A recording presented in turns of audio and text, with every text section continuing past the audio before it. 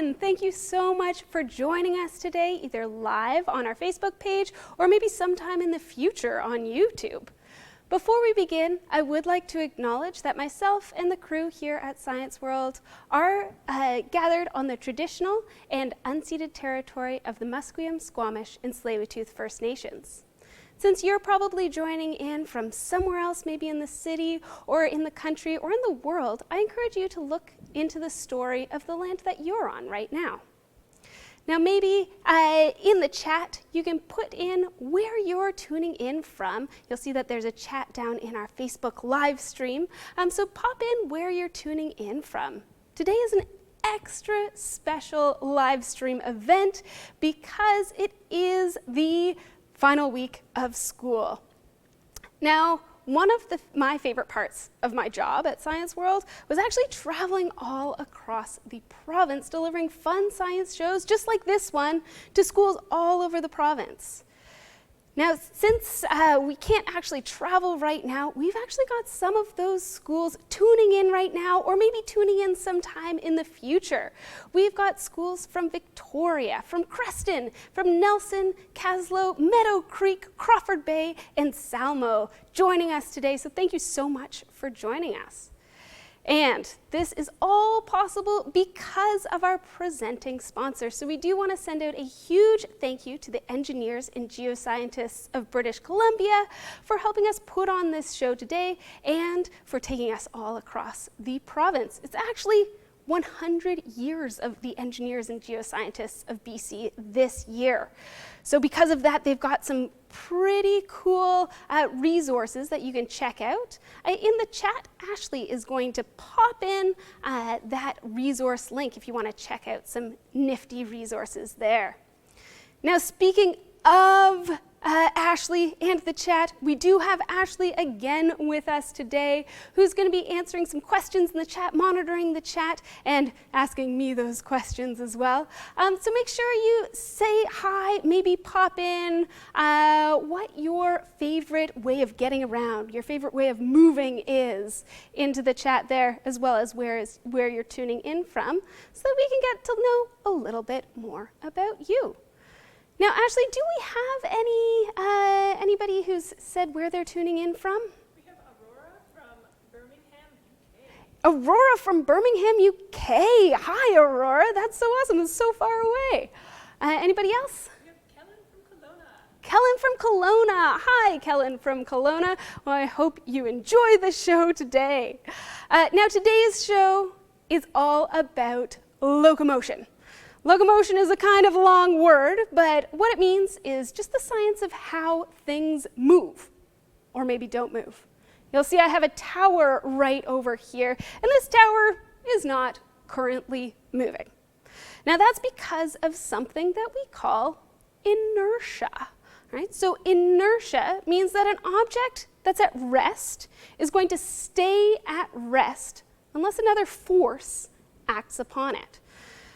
So you'll see that we have our tower here. I want you to try and figure out what forces are acting on this tower right now. What forces are helping it stay standing, and what's acting on it. So maybe pop those down in the chat to see if you know what forces are acting on this tower.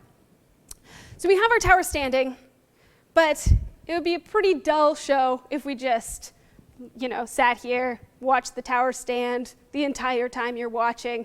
That'd be a lot of standing around. I would have to fill that airspace. So we are going to instead try pulling out this tablecloth from underneath of this tower here. Ugh, I get a little nervous with this one. Okay, so what I'm going to do is I'm going to grab onto this tablecloth and I'm going to pull it fast and I'm going to pull it down with some force of my arms. Okay, so I want you all at home with me. I want you all to help me count down from 3. Are you ready?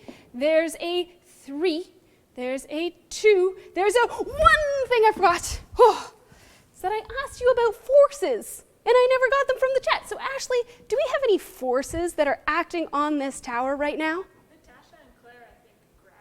Natasha and Claire think gravity. That's an awesome force. Right on. So gravity is pulling down on this tower right here, helping keep it pulled down to our table. Gravity is actually acting on all of you right now too. If you're seated in your seat, if you're standing up dancing around, gravity is acting on you and pulling you down towards the center of the earth. It's a good one. All right, let's go in 3, 2, one more thing I forgot to mention. Whew, is that this tower is built pretty sturdy here. However, I am pulling out this tablecloth from underneath of it. So maybe in the chat, you can write down what you notice about this tablecloth. If you think pulling it out is going to make the tower knock over, or if you think it's going to stay standing. So pop that prediction in the chat there, and I'll get ready again. Okay, and count down with me. There's a 3, there's a 2, there's a 1. Oh, our tower stayed standing there. That's pretty awesome. Did anybody predict that the tower would stay standing? Have any Predictions that it's going to fall and stand. predictions that it's going to fall and that it's going to stand? Sometimes this does come crashing down on me, so both are excellent predictions. Now, gravity, like our viewers said, is pulling down on this tower, and gravity pulls down on everything around us on Earth. So I think we've got some friends, Brian and Cindy, who are going to show us a little bit more about gravity. Let's see it, Brian and Cindy. What's up, folks? It's Brian from Science World, and I've got a cool demonstration that you can try at home. All you need is a notebook and a piece of paper, and we're going to do an experiment that involves gravity. Gravity is a force that is acting on all objects on Earth. It is pulling them towards the center of the Earth at 9.8 meters per second squared. And it doesn't matter if it's a notebook or a piece of paper. I'm thinking that when I let these go, well, they're going to fall at the same time, and they're going to hit the ground at the same time. So let me back up. Let's try this out. Brian. That is not how it works. The piece of paper is lighter than the notebook, and obviously it is going to fall slower and land after the notebook. It should land at the same time. That's my prediction. Yours might be a bit different, but let's try it out. 3, 2, 1. At the same. Brian, you have to drop them from separate hands or it is cheating. Okay, well, I'm not a cheater, so I'm going to let you grab this notebook, and I'm going to drop this piece of paper. Let's get the height the same. Let's try to time this in 3, 2, 1. Drop at the same Brian, time. you cannot crumple up the piece of paper. That is cheating. Well, what do you want to do? You want me? Okay. Let's do it. Let's do a third take, no shenanigans. I'm just going to drop this notebook, and let's see when they land at the same time who's right. Okay, here we go. Hold it up, and I'm going to drop this in 3, 2, 1. Drop at the same time. You know, that was actually really interesting. And if you have any interesting science that you want to show us, feel free to share it on social media with the hashtag #ShowUsYourScience so we can see all the cool stuff you're doing at home. All right, everyone, thanks for watching and have a great day.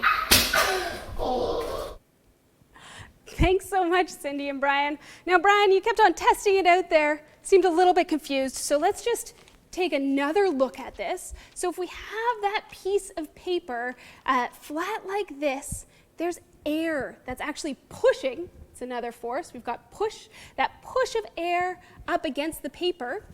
So it actually floats right down, even though gravity acts on everything at that same rate. So we can look at this a little bit closer with some sporting goods over here. Just happen to have a basketball and a tennis ball. And if I drop this basketball right in front of me, whoop, we can see that it bounces. And we can drop the tennis ball, whoop, it also bounces. Now, if we drop these at the same time, I want you to pay close attention to where they land. Let's see in 3, 2, 1. Ooh, so they landed at the same time. Gravity was acting on those at the same rate. Now, one neat thing about basketballs and tennis balls is that they've got a little bit of give to them. So when we drop the basketball and the tennis ball, they bounce at the same time, but we can change something about the orientation of these two sporting goods. We can put the tennis ball on top of the basketball. Now, when we drop these two items together, they are going to have something called momentum. So if something has mass, so it weighs something, everything on Earth has mass, and it has velocity or speed, then it has momentum. So when we drop these two together, I want you to put down in the chat what you think is going to happen. We noticed that they dropped at the same time separately. Now we've got one on top of the other. Ready? We'll try it out. Put down your predictions. And 3, 2, 1. Whoa! Woo! Sorry, we just about hit Ashley over there in the chat. So, I don't know if you noticed, but this basketball didn't bounce very high. It only came about this high off the ground, but the tennis ball went flying. So let's try it one more time, get a closer look. Ready? Ashley, are you ready to cover your face? Perfect. In 3, 2, 1. Whoa! And there goes our tennis ball. Awesome. So that was that transfer of momentum from the basketball to the tennis ball so that it went flying off into the air. Now, we've got something that we hope doesn't go flying, and that is this item right here. This item is a tray. It's a pretty nifty tray. It's see-through. You can see Science World through it. It's a pretty cool tray. I want you to put down in the chat what your favorite thing to put on a tray might be. All right? What might you put down on a tray? Now, while you're putting those down in the chat, I'm going to show you the special feature of this tray. This tray is attached to a string. And the reason for this is for fancy tray handling like whoop, whoop, whoop, woo. So, it's pretty nifty, right? Yeah? Pretty cool? Pretty cool? It's not that impressive. It's just a tray swinging around. I think we can make it more impressive. Ashley, was there anybody who put down in the chat something that they like to put on trays? Tegan and Kira like to put tacos on a tray. That is an excellent idea. Tacos, I love tacos. I don't think I have any tacos with me on stage, but I've got something that goes well with any meal. That is a glass of water. All right, I always drink a glass of water with my tacos. So here we are, if I can handle this. We've got the glass, we've got the tray, we've got the water. And whoop, there we go, our glass of water. And our glass of water is going to go on the tray. I'm a little nervous about this. Now in the chat, can you put down whether you think this is a good idea, whether you think this is a bad idea, or whether you think this is a bad idea but we should do it anyways. All right, let's try it out. We're gonna go in 1, in 2, in 3, and it's swinging over my head. I think it's working. So the cup is staying on the tray, the water is staying in the cup, whoop, and I am not getting soaked. So the reason for this is that it's kind of the same as if you're in a car. So if you've been in a car before and you turn a sharp corner in that car, you might notice that you get pressed against your siblings in the back of that car to one side or to the other side. It's the same thing that's happening with the tray. The tray is spinning in a circle and it's pressing against the cup. The cup is pressing against the water, keeping it all intact right there. Whew, okay. But now I'm just filling space because the hardest part is coming. Stopping this. Okay, did anybody predict, Ashley, that it was what was going to happen when I swung it around? Some people thought it was a good idea, some people thought it was bad. Everyone's confident in you. Everybody's confident. I appreciate your confidence. We're gonna stop it in 3, 2, 1. Ooh. All right, so our water stayed in our cup, and our cup stayed on our tray. That was a bit of a workout there. Now, speaking of things on strings that spin around, I think Hillary's got something to show us at home that you can try out to watch how things travel. Let's see it, Hillary. A simple pendulum is a great way to explore conservation of energy as well as transfer of energy. So, energy cannot ever be created or destroyed. It's constant in the universe. So in order for a thing to gain or lose energy, it has to come from somewhere else or go to somewhere else. So right now, I'm taking chemical energy stored in my muscles and I'm transferring it to this pendulum when I pull it up. So it's being stored in here now as potential energy. When I let go, that potential energy turns into kinetic energy, so the energy of a moving object. So here we're seeing some of that transfer. Now, as this pendulum is bouncing back and forth, it's hitting the air molecules around us. So it's actually losing some of that energy as it's pushing those air molecules around. So that energy is being transferred to those air molecules. We can see that in that when I hold it up here and then let go, it doesn't ever go past the point where I let it go initially. It's only slowing down. It's only losing that energy. A way that you can add energy onto it is from yourself. So if I let it go and it swings towards me,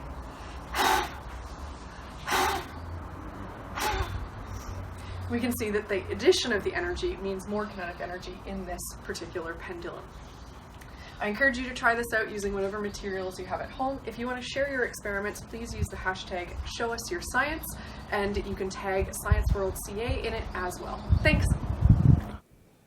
Thanks so much, Hillary. That was super cool. Remember that if you try out any of these science demonstrations at home, if you post them to social media, be sure to use the hashtag #ShowUsYourScience so that we can see all the cool science stuff that you're getting up to at home.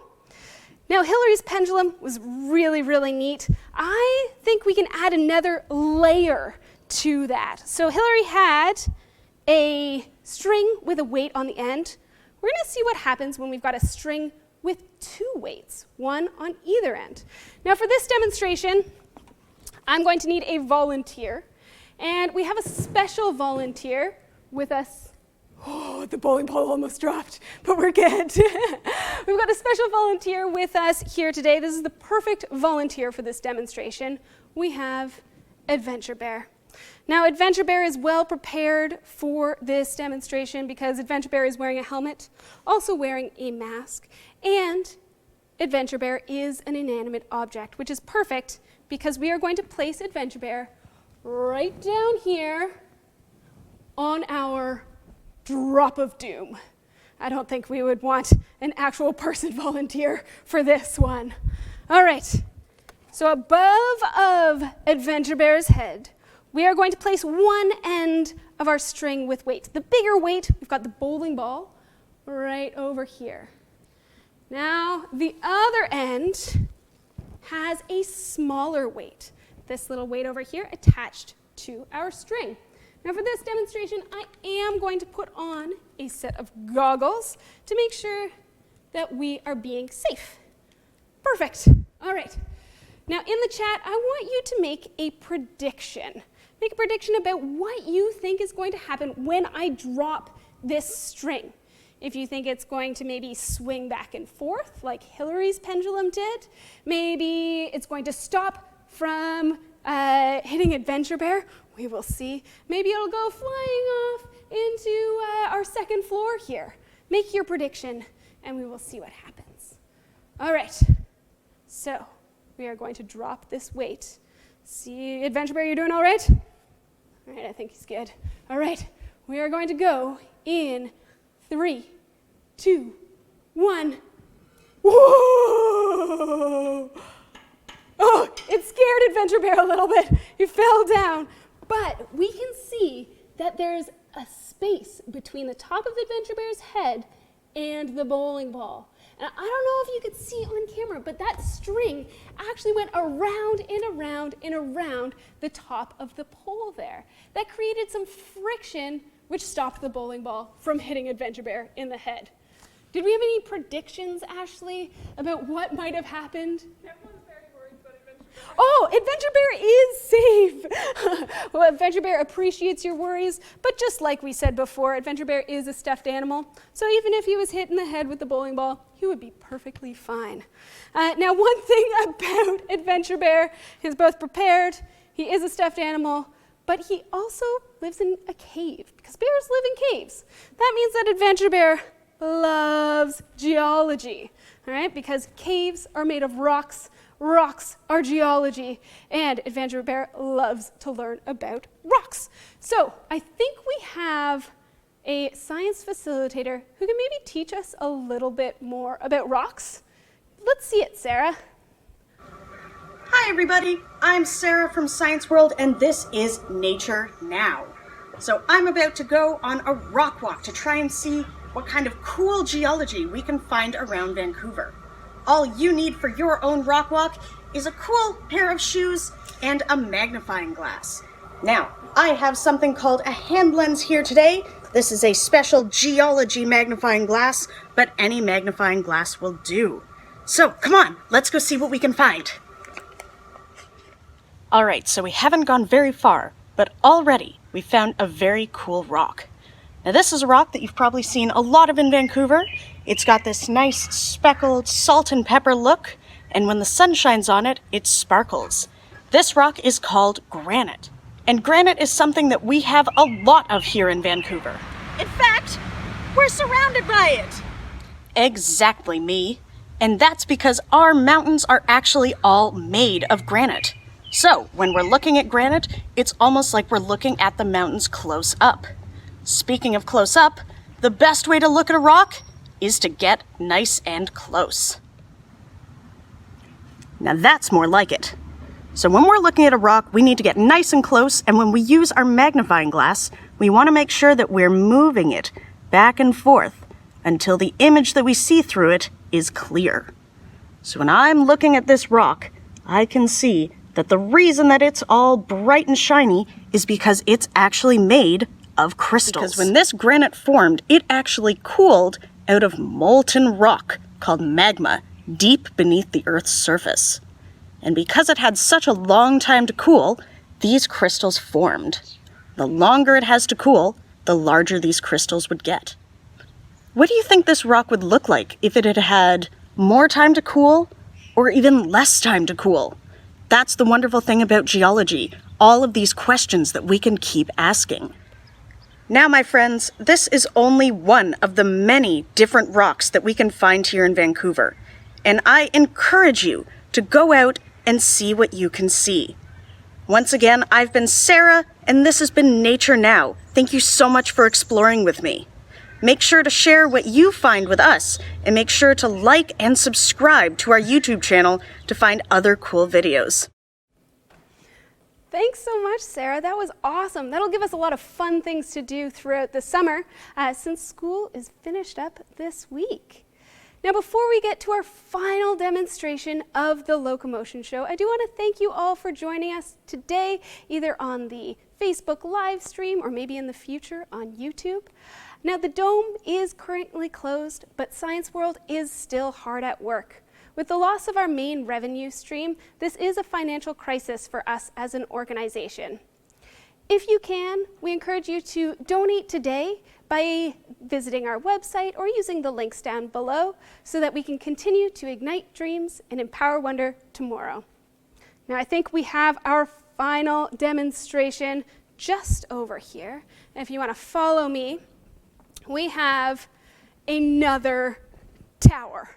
This tower is a little bit taller and it's made out of our Kiva blocks. If you've been to Science World before, you may have played with these Kiva blocks and know that we like to do something called a Kiva tower knockdown.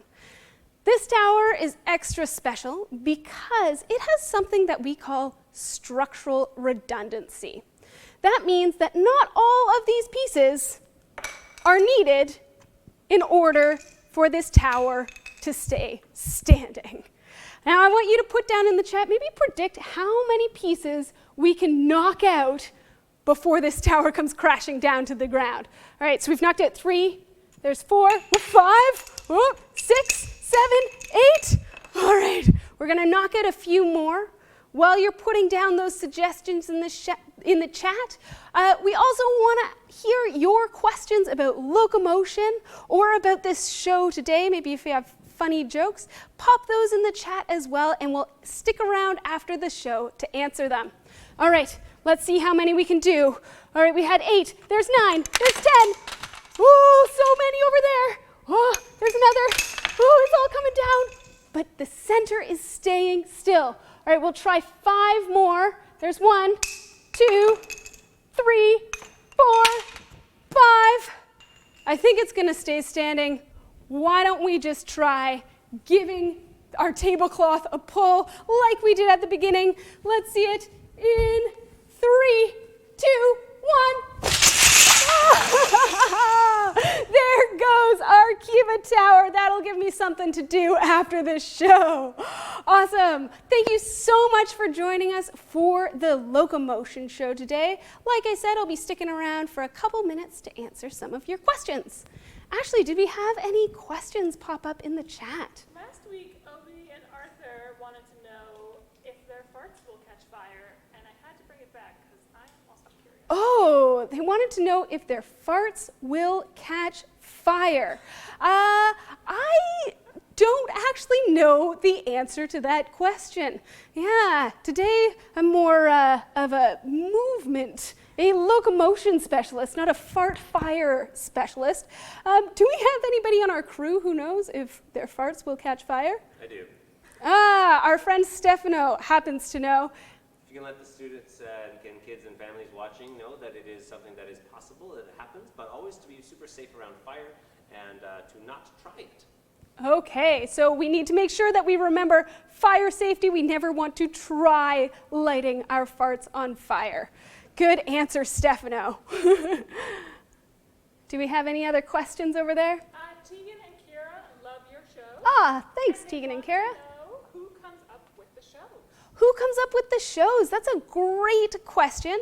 Actually, Brian Anderson comes up with the different demos and the different things that we can do during the shows. And then as presenters, we get to pick and choose what kind of demos we like and how we want to phrase our explanation of those demonstrations from what Brian has taught us. Great question.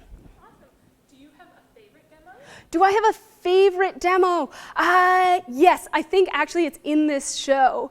The tablecloth pull with the cups is my absolute favorite demo. I like how colorful it is. Ariel wants to say that she likes Adventure Bear. Ariel likes Adventure Bear. That's awesome. Well, Adventure Bear likes you, Ariel. Awesome. All right. Awesome. Okay, so thank you all for joining us once again today.